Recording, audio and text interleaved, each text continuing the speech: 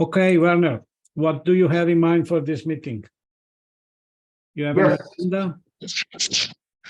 So I have attended the 8th IAA Planetary Defense Conference in Vienna last week for some days, and there I have heard a lot of speeches. There were maybe 150 attendants every day. It was in United Nations building. It's not the headquarters in Vienna, but there is also a building in Vienna for the United Nations. And I had to make a very severe security check. And I have also a passport. I've also got a passport from the United Nations so that I could pass. Great. And so, yes, really, it was amazing to a certain extent, it was amazing. So I have provided some slides for you as the audience. Maybe I will share the screen now.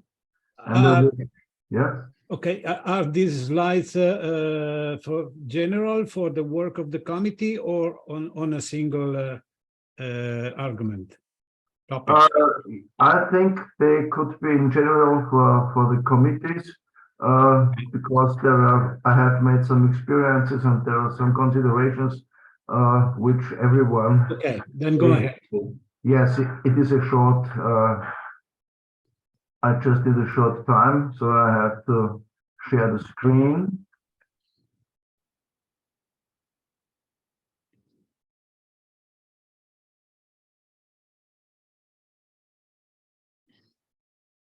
So I hope you can see it. Can you see it, everybody? Yes, yes. But, okay. Try to make it full screen, because what is that, a PDF or PowerPoint? It is PowerPoint. Perfect. Okay. Full screen, yes. Perfect. Yes. You see the whole picture, of course. Yes, this is now is full screen. Yeah. So it's called Some Conclusions for us, of course, for SRI. Some conclusions of the 8th IAA Planetary Defense Conference. It was held in Vienna from the 3rd to the 7th of April of this year. We have Thomas. Yes. Hello, Thomas. Hi. Hi, do you hear me? Yes. Okay, good. Can you see my presentation, Thomas?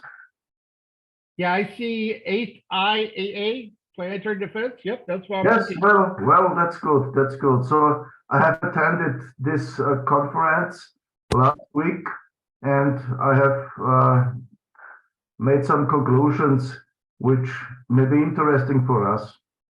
So I continue. So as I think you can't choose the asteroid chooses you. It's from Paul Abel. It's one of the lecturers there. So what I have learned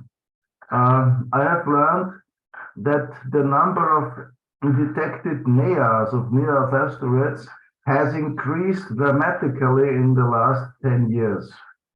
If you look at the left picture, you can see the known near-Earth asteroids in the year 2014. It's a source by NASA. We have known then about 12,500 objects in total, approximately. And from these, there have been 1,000 objects approximately, which are larger than 140 meters in diameter. Now, after a period of about 10 years, the known near-Earth asteroids in 2023, according to NASA, are approximately 32,000 objects in total. So it is very much more than about 10 years ago. And from these 32,000 objects in total, there are approximately 10,000 objects which are larger than a diameter of 140 meters. So this is a very high and very big increase of the objects which have been detected in the last 10 years. Why is this important? Because if we have a look at the potential hazardous asteroids, the PHAs, the so-called PHAs, which are characterized by a minimum intersection distance less than 0.05 astronomical units, which is approximately 7,500,000 kilometers. And the velocity change for a spaceship to reach them is below 12 kilometers per second to reach them, one of them. And now, which is interesting for us, of course, PHAs with more than 130 meters in diameter will probably deserve a nuclear blasting charge if we want to deflect them. This is what Robert Manigan, a speaker at the Planetary Defense Conference, has told us. So this is interesting. Of course, we can question this, but it is just, I think, an average thing. So the size distribution of those PHAs is, of course, depending on their diameter. It is of course always a very rough estimation. So you see, if you have a diameter of approximately 500 meters, there are more than 10,000 objects which are interesting for us. So there are some citations.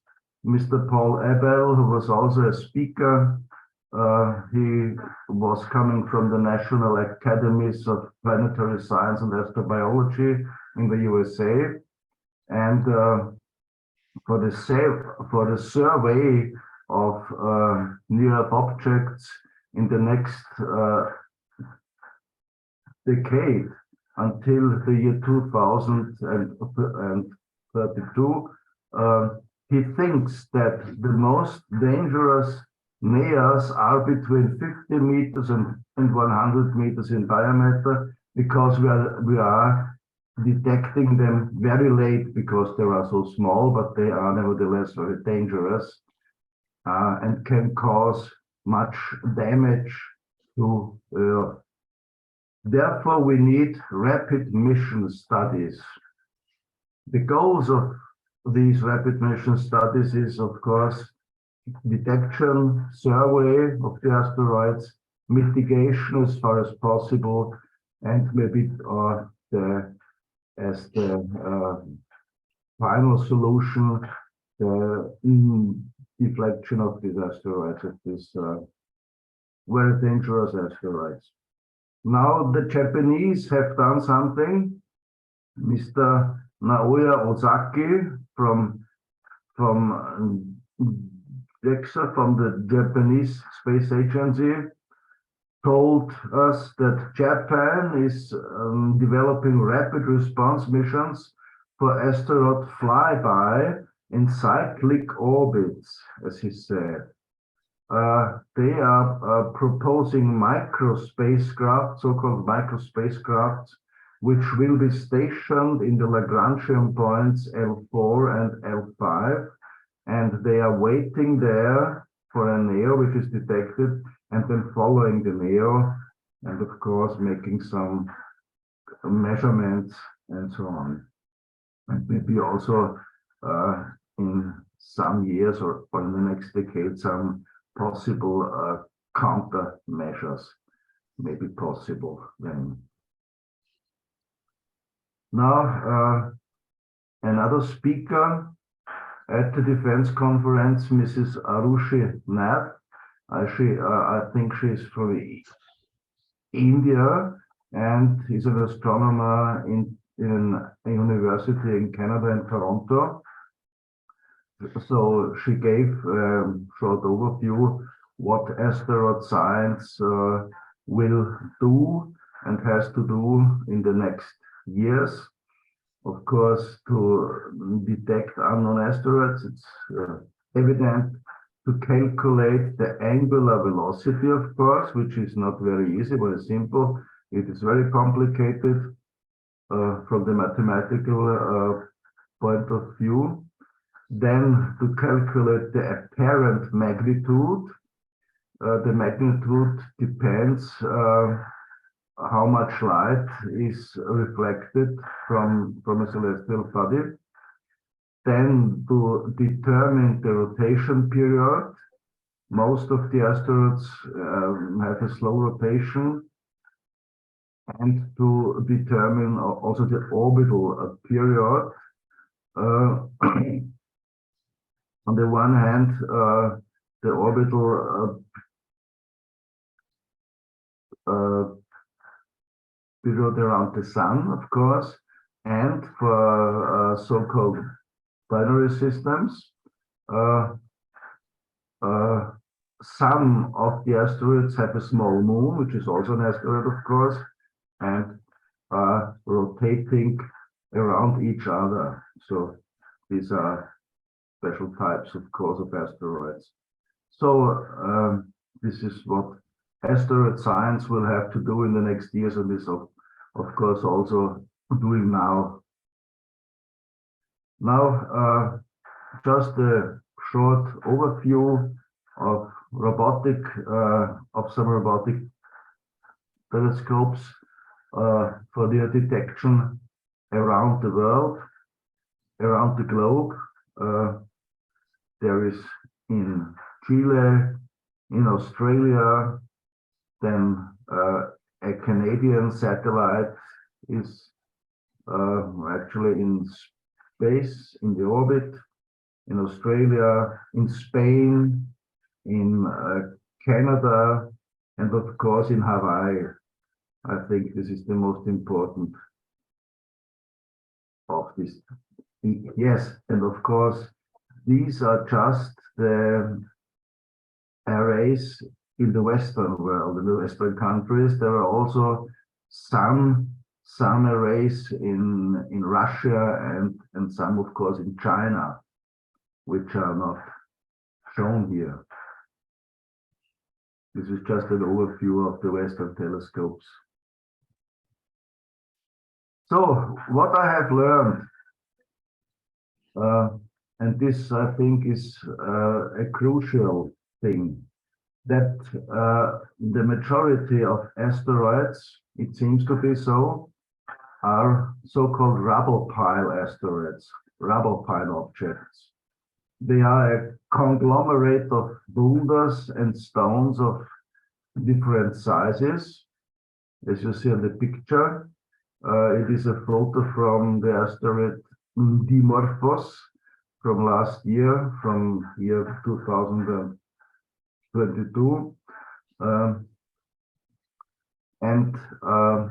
For example, I have listed here two interesting examples. The first example is the asteroid Apophis, which will have the next encounter, the very close encounter in the year 2029 at a minimum distance from Earth of 31,000 kilometers.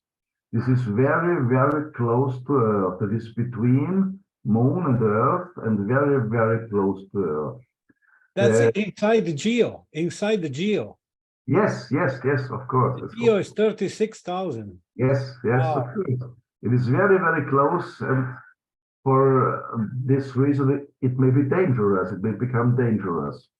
So the diameter is approximately 370 meters, and as astronomers told us in this conference, it is probably a rubble pile asteroid. So it will contain this agglomerate of stones and of waste, of course, cosmic waste. A second interesting asteroid is the asteroid Bennu. I think he will not come as close as Apophis will come. It has a diameter of approximately 525 meters, and it is also probably a rubble pile asteroid. So I have learned at this conference that the majority of the near-Earth asteroids, and of all asteroids, of course, may be so-called rubble pile objects, which may be or which may have consequences for mining, of course, and also for settlement on asteroids for us. So I have thought about those things a little bit. So this is a slide I have made last week after I have attended the Planetary Defense Conference. And now how to gain material from a rubble pile near. It is interesting for us as SRI. For example, Apophis, if you take Apophis, and as you can see on this picture, if you start a possible interceptor with a kinetic impact to mitigate the threat of Apophis, and you cause a change of the Apophis track, and Apophis will take a new track versus towards our moon. If it will come close enough to our moon, it will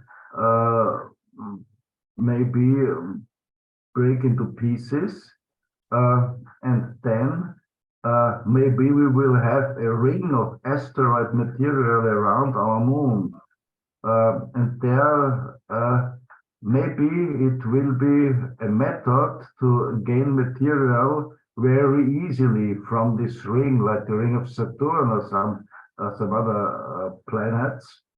So I think this would be a new method of mining such an asteroid, which is, of course, a rubble pile asteroid. But this is just a little idea I had in the night.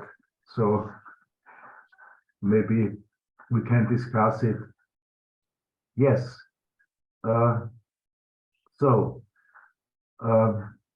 Some 100,000 of asteroids are waiting for us in the solar system to be utilized for human civilization, especially if you see the so-called Jupiter Trojans.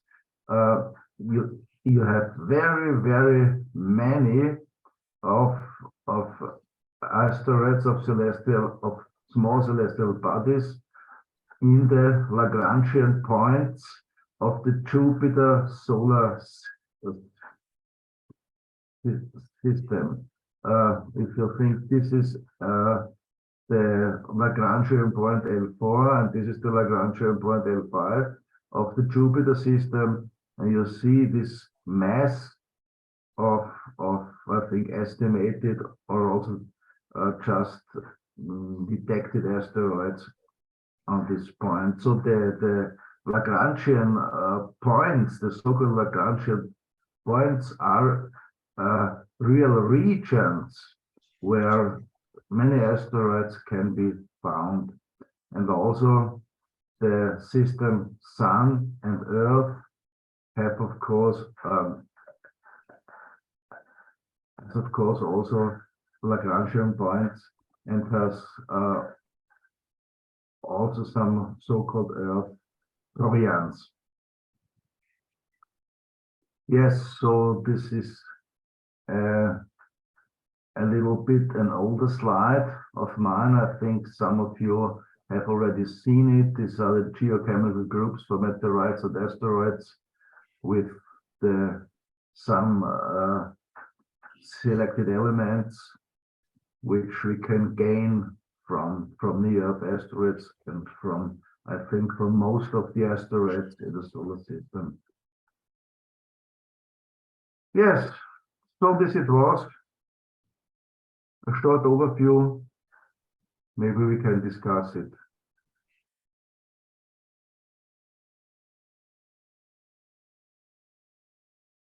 Or you have any Yes, questions? quite interesting. Thank you very much, Werner, for this this presentation. And yes, I think we should get profit from this conference. I was annotating some points, some proposal for the work of the committee. I will just post this short notes in the chat. Let me see. Okay. So what I am proposing is to identify the most interesting speakers of the Vienna conference and invite them to hold a lecture in our academy webinars and to participate to our committee works. Then we could, this committee could prepare a webinar of the committee, as we decided in the Space Habitats Committee. We could do the same for transport, mining, and near-Earth objects to prepare a webinar of the committee. And to prepare a small virtual conference for 2024, inviting some speakers, and to start preparing papers for IAC 2024 in Milano next year. So I think these 4 activities should be planned somehow, and maybe Werner, during the next weeks, you can identify some action item to assign to some of us in the committee, in order to start working for that. Yes, I know some of the speakers now, and maybe I can identify some speakers who have interesting ideas, and I can try to ask them whether they will participate to SRI or not. Yes. And okay, when you plan for the webinars, always put Sabine in copy, because yes, of course, because yeah. we are making we are making a mess with the calendar, because both Sabine and myself, we were inviting people, and now we have some other position, and it's quite embarrassing with the people who accepted to say no, that date is not available because we have so it's better to pass all of our proposal to Sabine and let her to invite okay, after having, of course, Yes. after having talked to the Yes, people, yes. then they say yes, I would like, then pass everything to Sabine to define which dates. Nowadays we are planning for 2024, because all the calendar is almost filled, and we are trying to fix some conflicts that rised up in the last week. And okay, however, I have seen that Cherry has made a new calendar for I think for the next year. Also. No, but his dates are wrong. Mainly, Oh, it's okay. Never mind. We are taking care of that because yeah, we have now we have a conflict between the Brazil conference Yeah. 9 to 12 and the Kuwait workshop that is the same date. Yeah. So we are trying to to fix this conflict and to prepare everything. However, yeah, it's very much better to give Sabine the responsibility to combine the different dates. Otherwise, it would be a mess. However, okay, I think we also have to say something about the, we hope, very near event, because they talk about next week for the SpaceX Starship first fly to orbit, and in some posts I have seen that maybe Elon Musk will not respect the FAA and to launch however.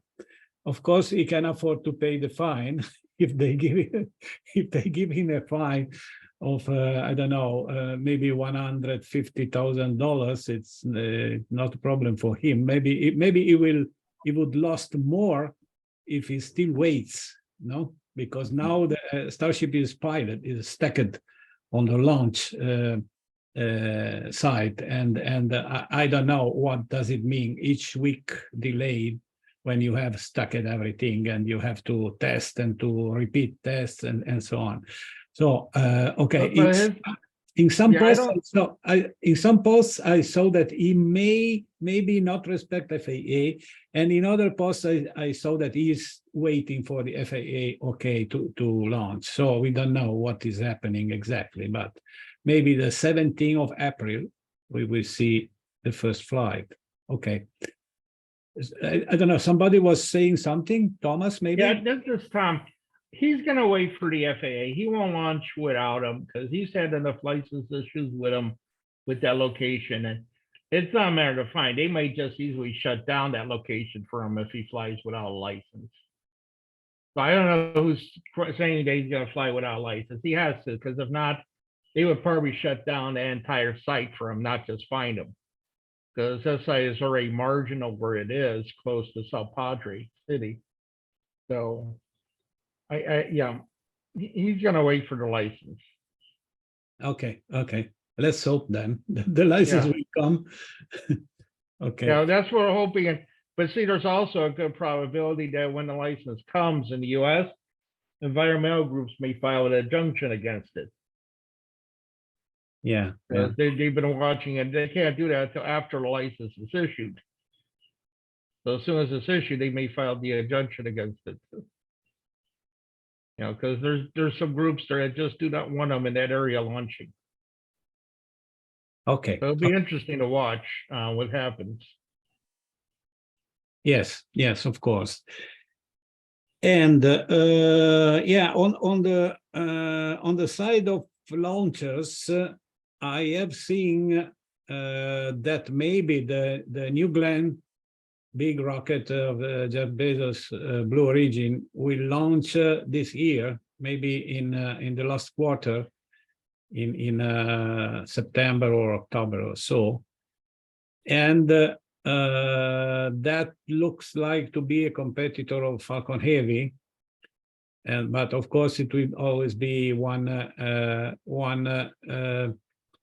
generation back with respect to Starship, if Starship start to work, of course. And okay, some reusable launchers are experimented in China too. And I saw there is something in Europe also. A small company starting to build the reusable rockets. That would be the time in Europe finally, because it's not clear if Ariane will the Airbus corporation will start developing a reusable. Now they are still working on Ariane 6 that is fully spendable. And maybe in Europe they have they are working on reusable engines by now, not the whole rocket. So I don't understand exactly what we mean to have a reusable engine on a spendable rocket, but however, I don't know. Okay, so this is what I think about this. We never mentioned relativity space. Relativity space is fastly developing a fully reusable rocket, the Terran R. They have launched the Terran 1, that was an experimental rocket.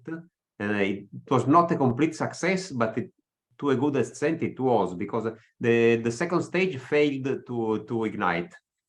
But the first stage worked perfectly. Okay. And this is just an experimental rocket for the development of the new one. Terrain, yeah, Terrain is called. Yeah. Terran Terran, yes. 1 is the experimental one. Terran R will be like a small starship. Okay. Even the look is more or like the same. Terran R is fully reusable, and they are developing it quickly. Okay. Maybe they could launch, maybe not next year, but next year or the following one, and 24, 25, they may launch the Terran R if they complete success of Terran 1. May we ask you, Alberto, maybe for the next meeting, a short review of what is happening on the scenario of the launches and the reusable vehicles, this kind of thing. Even is not complete, just the main things. It takes some time for me, but I can do that. Yes. Okay. Maybe focusing on some of them, because there are so many. Okay. Yeah. Yes, for my research, I made a big research to hold the lecture that I held first in Italy in Catanzaro, and then I made it in English in a webinar 2 weeks ago. I made a large research on everything, let me say, on the new space economy, including the companies that are working and are doing the reusable launches and so on. So maybe I can share this information with you if you will build a scenario of that. Okay, that's fine. Okay. Okay, so I think we covered, and we still, of course, we still can have a discussion on the presentation made by Werner on the near Earth objects. So we covered the near Earth objects, the launchers, the reusable launchers, and mining some way. Okay, so we still have to understand what we want to do with debris, with orbital debris. If we want to invite someone, because I was in Paris in the spring meetings in end of March, and I participated to a meeting of the Space Debris Committee of the IAA, is the International Astronautical Academy, not the Federation, committee of the Academy. And it was interesting. I had the opportunity to present our 18th SDG campaign, and many of them were enthusiastic about that. And I think, yeah, we could invite the members of the IAF committee to participate to our meetings, and also to maybe if we work for a small conference next year, to participate as speakers, some of them, to this small conference. So I believe the collaboration with the IAF and IAA committees can start. I proposed that to several of them, and they agreed. So this is another thing we can do to enhance the collaboration.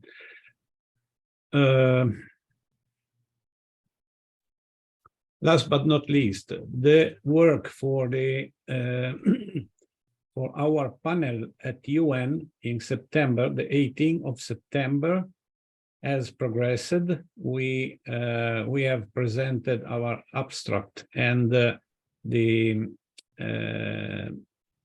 list of speakers. And our session, we will have two sessions, one in the morning, chaired by Marlène Lausier. The title is Space for Earth, and it is about all the space technologies that are useful for people on Earth. So the satellites for the weather, for the agriculture, for a lot of things that are useful also for the emerging countries, and so on. So this will be the morning. In the afternoon, it will be Earth to space, so the civilian space development and life beyond Earth, and in that that will be chaired by myself. And in that session, we invited Frank White that accepted. We invited Stephen Wolf that accepted. We invited several other people. We will have Alberto also speaking about the dual use of space for civilian matters and for military and for governments, for astropolitics and so on. And yes, the campaign is moving. First steps. We already have a page on our website, and on that page we are collecting signatures on our proposal to add the 18 SDG to the UN 2030 agenda. So in the next days, I will spread invitation to everybody to sign and to ask colleagues and people to sign our proposal. And I start now giving you the link. Okay, the link. However, it is in the homepage of our main website, and this is the link in the chat.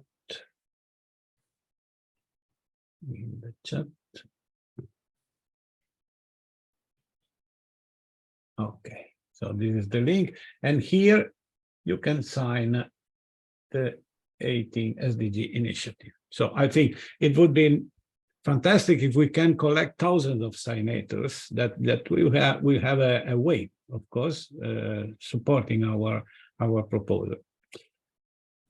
Okay.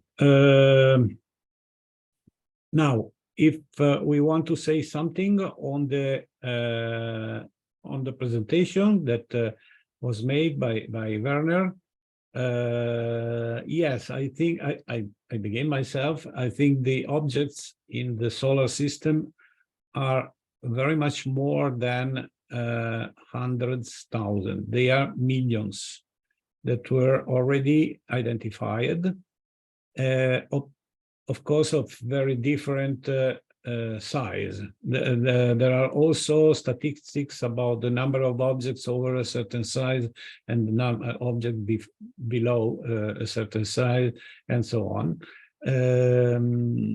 These data are available, and I think it is a very interesting, not only from the scientific point of view and from the point of view of different issues, you know, defending ourselves from the threat of incoming asteroids and using the asteroid materials to build space infrastructures. And it is interesting also from the philosophical point of view, because we now understand that the reality is not what they taught us at school, because at school they say that we have 9 planets circulating around the sun, and in the middle between Earth and Mars we have the asteroid belt. It was represented as a small belt, some rocks here and there, in the reality, as we have seen in the picture that Werner shared before, that the solar system is not that well ordered, and the regular thing is a very, very unstable reality. And we are in the middle of a boiling pot, you know, we are in the middle. And 30,000 and more asteroids, near Earth asteroids, are classified. But what we see is that almost each month we have one of these things coming near, more or less near. However, the terrible thing is that each one of these objects are identified only when they are coming, few days before. So we don't know if it would be possible to track them even when they are somehow distant, and so to foresee when they will be closed. This is not clear, but it would be, I think, one of the goals of the activities would be to understand what it is possible to track and what is the time in advance that we can know that something is coming, because that is fundamental. If we know, if we only know a few days before that a dangerous thing is coming to impact on Earth, then we can do nothing. So, okay. Of course, that is important only for objects that are bigger than a certain size, that can be classified as potentially dangerous. We know that smaller things each day come inside the atmosphere and burn before reaching the ground. But yes, there have been hundreds of so-called airbursts in the last years, which have been detected. So these were small asteroids, about diameter from 5 to 50 meters, which have burst in the atmosphere, of course. And if you are living on Mars or on Moon, you have no atmosphere. So when you look at the surface of the Moon and also on the surface of Mars and other planets which have no atmosphere, you can see how much of those impacts have happened in the last several millions and hundreds of millions of years in the past. So you mean that the Mars atmosphere is not thick enough to it's not catch incoming objects and burn them? Not thick enough. I think on Mars we also would have to go underground, like on the Moon. Mm-hmm. Mm-hmm. Unfortunately. Yeah. I think it is the case on Mars. Yeah. So, okay. Good. I think we can work to a plan, a small plan for the three goals of this committee, that are transport, mining, and orbital debris, and in general industry. Industry related to all of these things, to the launch transport systems, to the mining, and to orbital debris, detecting, recovering, reusing, and all this kind of thing. Well, okay. There is a fourth point for industry. That is the production of fuel. Of course. Production of fuel is very important. Is the next strategical milestone after full reusability, as we wrote. We wrote Congress and later. Yeah. Yes. Sure. Good. So we accept ideas. We accept the proposal. Of course, the plan we make should be according to our our forces that are not very big, but okay, we can do something, and we have to try to making it as much as better as we can. And well, so this my small proposal are in the chat. Therefore, it will be available for the minutes of meeting, and also we can identify some action items, some few action items to be implemented during next months before next meeting of this committee. I would recommend. I know it's a boring thing. It's a very boring thing, but I would recommend the chair to check the action items at least each week, and to see if some of them are the deadline of some of them is approaching, and eventually to solicit the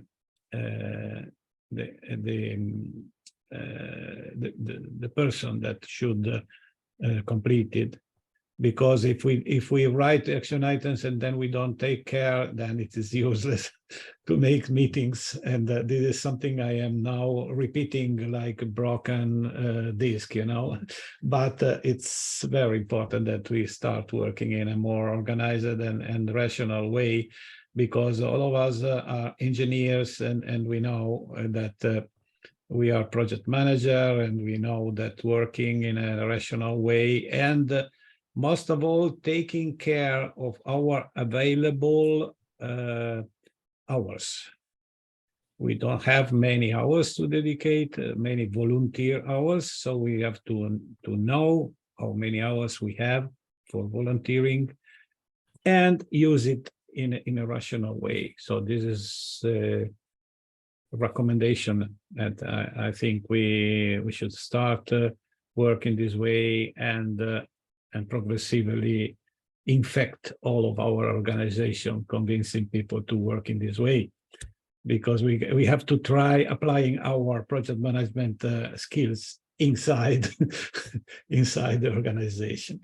What I will do next, what I will do next, I think I have proposed it.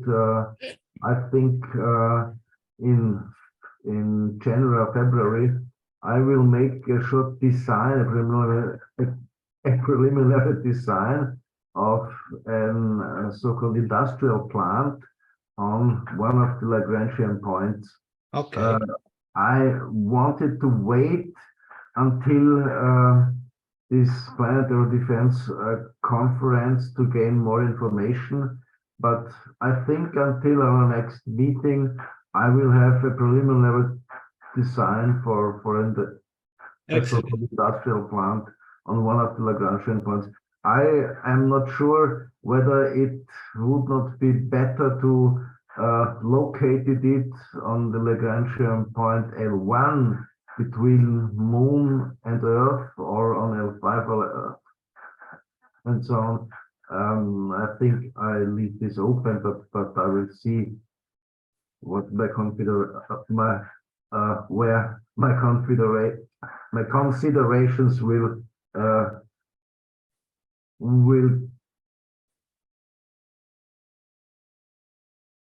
come to. Let me see. So.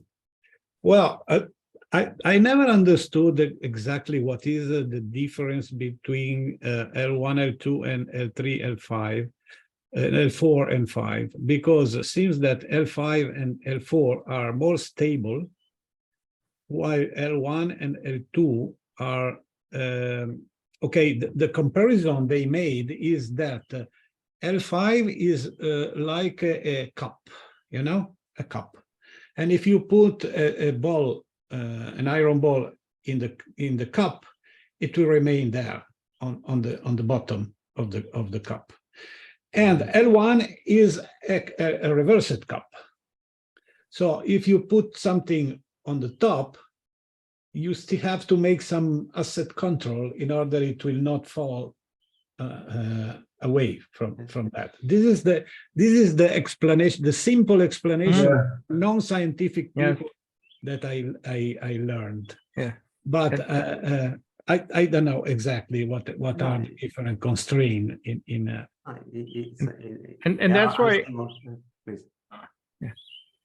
let's say this is Tom.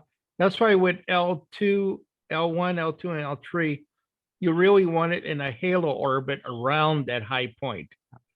Where it's kind of, Yeah. it's orbiting what is that high point, and then it is more stable. yeah. And the nice thing about those points is that with a little bit of energy, you can roll off the hill and, you know, go in other places. Yeah. So, Yeah. so you Fine. can, you know, you can launch from there, you know, throughout the solar system. Oh, who's the gentleman at Caltech, I think it is, that talks about the interplanetary highway of gravity points, where, you know, you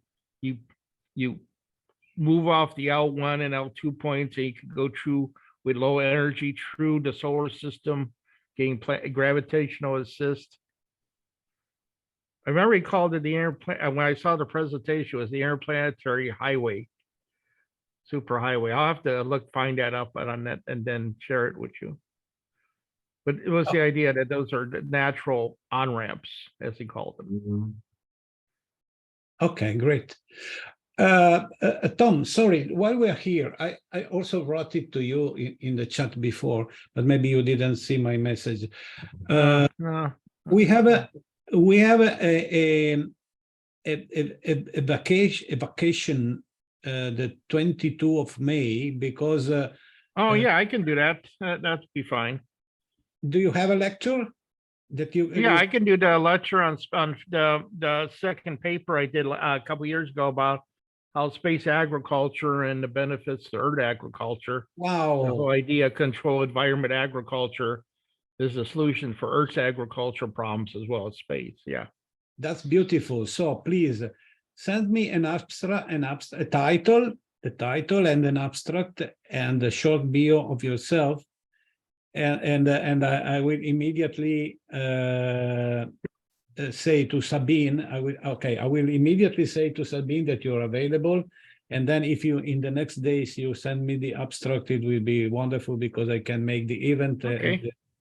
advertising. I'll for just it. use the abstract from that paper. Then I'll find that paper and use the abstract for that.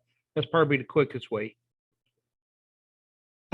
So you mean the paper that you presented at our Congress? In Yeah, I'll 2021? use that for as the basis for the abstract, because, Fantastic. Okay, then I will Yeah. use that. Fantastic. and I'll do a few updates on that. Okay. Great. So, what else for this meeting? If anything else, we can close.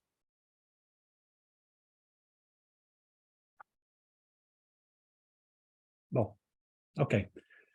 So let's close this meeting. The next one is in the calendar. Let me check the calendar.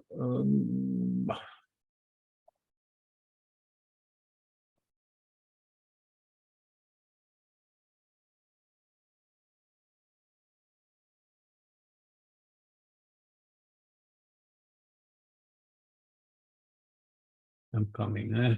At the 24th of May, there is about space habitats.